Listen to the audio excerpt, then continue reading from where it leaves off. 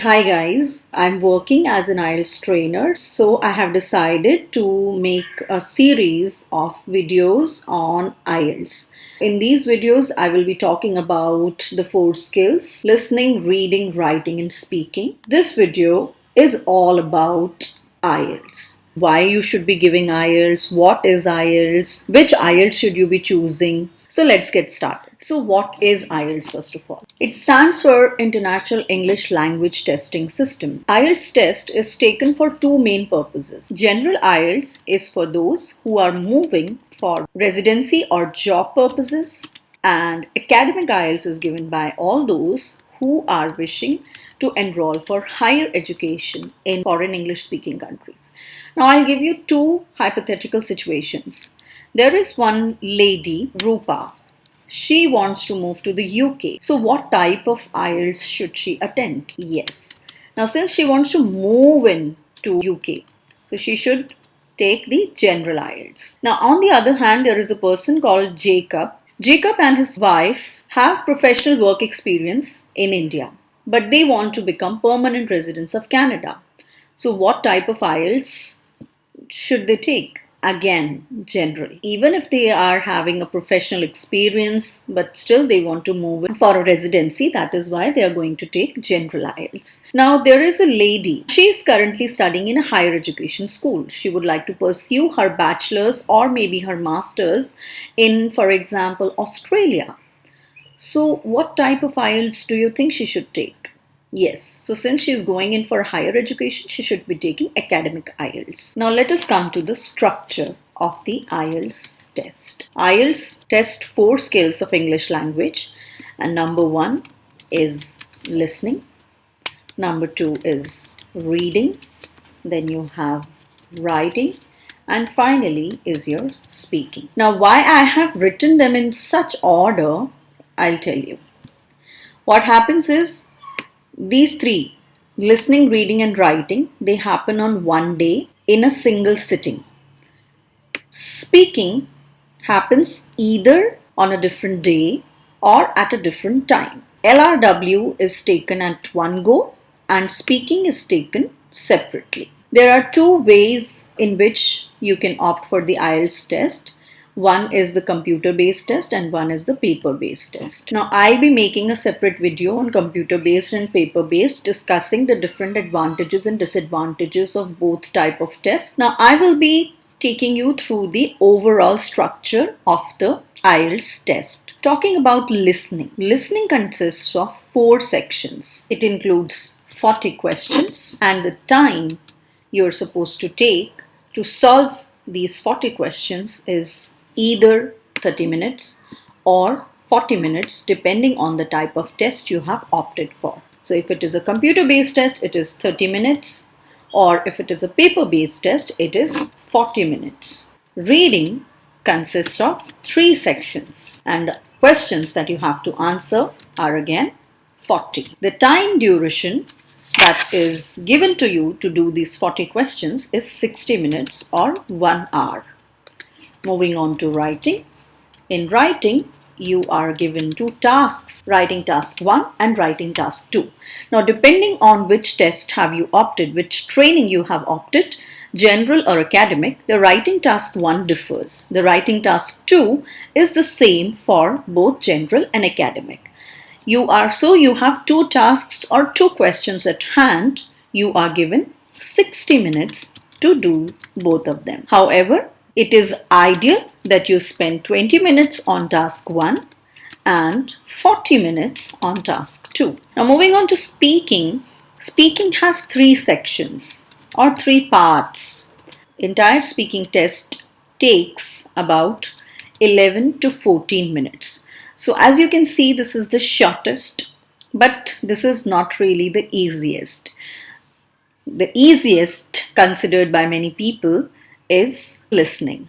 Now we'll take a look what is the difference between IELTS Academic and IELTS General. Now, first and foremost thing, if we talk about reading, both the tests are to be done in 60 minutes. In academic reading, You get 3 sections and you get 3 long passages. The text can be descriptive, they can be factual, they can be discursive, they can be analytical, and they include non-verbal materials as well, like diagrams, maps, illustrations, etc.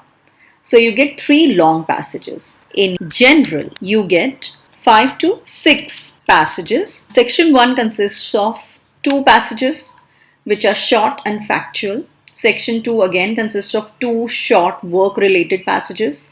Then section 3 contains 1 long passage, and this can be a topic of general interest.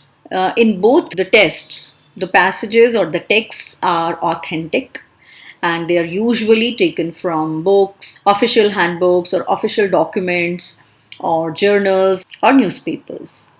Now, moving on to writing. Like I said, the writing task 1 is different. So, this task 1 is report writing in academic, wherein the student is expected to summarize, to describe, or explain a line graph, a bar graph, a table, a pie chart, a diagram, a flow chart, or a map, and so on. Whereas in general, the candidate is expected to do letter writing. Letter writing is of 3 types. It can be a formal letter, it can be a semi-formal letter, or an informal letter. Apart from these 2 differences, listening, speaking, and writing task 2, they are absolutely the same if you talk about academic and general. Now let us take a broader look at all the 4 modules. I'll start with listening module. So like I said, listening tests last for 30 minutes for computer based and 40 minutes for paper based, and for paper based tests, the last 10 minutes the student is expected to transfer the answers from the question paper to the answer sheets. Now the listening task is divided into 4 parts. There are 4 audios that the student is expected to listen, and there are 40 questions in total. It is not mandatory that in one part you will get 10 questions only. You may get 12 to 13 questions or 12 to 14 questions as well. And in one of the parts you may get 8 to 9 questions as well. Each question carry 1 mark, and there is no negative marking. Now it is very important that you take care of the time. Timing is the key, because for each part you'll have the time to look at the questions before recording begins, and you will have the time to check your answers in the end. Though in computer based you will not have that much of a time, because you will have to write the answers while you are listening to the audios, and you will not get much of a time in the end to do a proofreading or to check your answers in the end.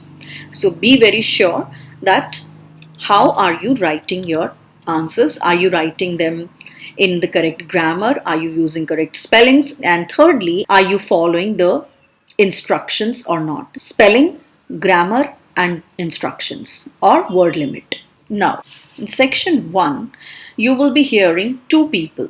So it is a dialogue. That can be a conversation between a customer service representative and a customer making an appointment or making a booking of some kind. So you'll have to listen to the information and complete a form or a sentence. So usually form filling type of questions come. It is a social context. Then comes section 2. It is a monologue. And again, it is on a social context.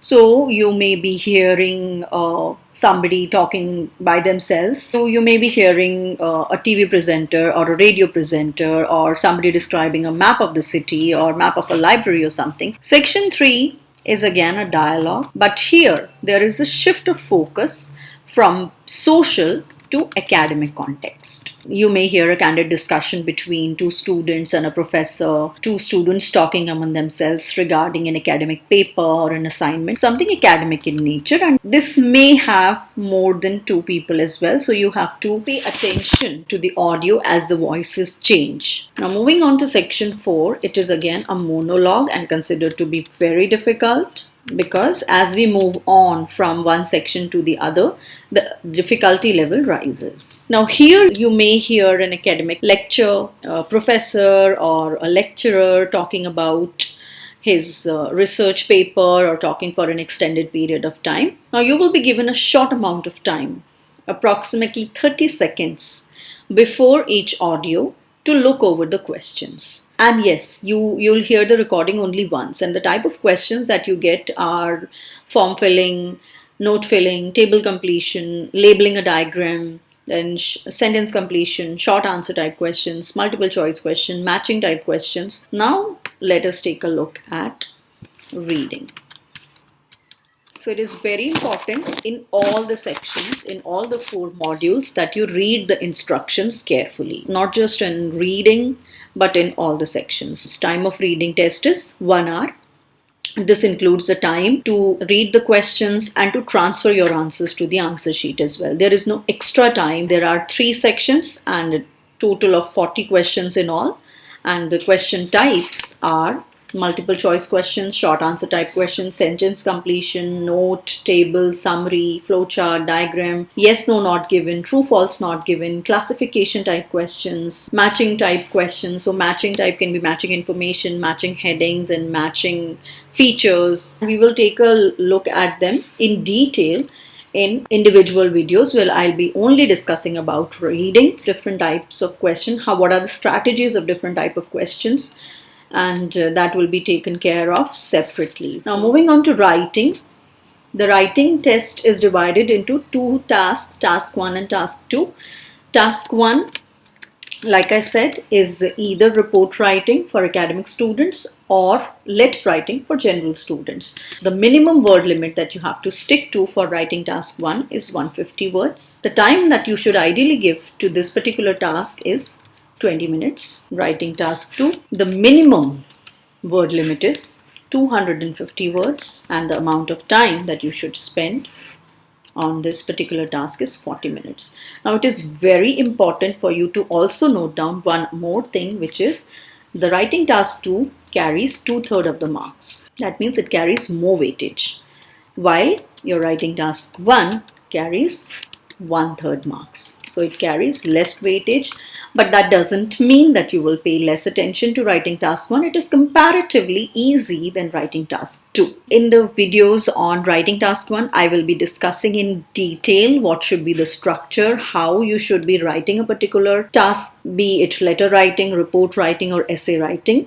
What are the different types of essays that you get, and we'll be discussing everything in detail. Now, speaking. Speaking test is a face-to-face interview between the examiner and the test taker, or the examinee or a student, and it happens in a room.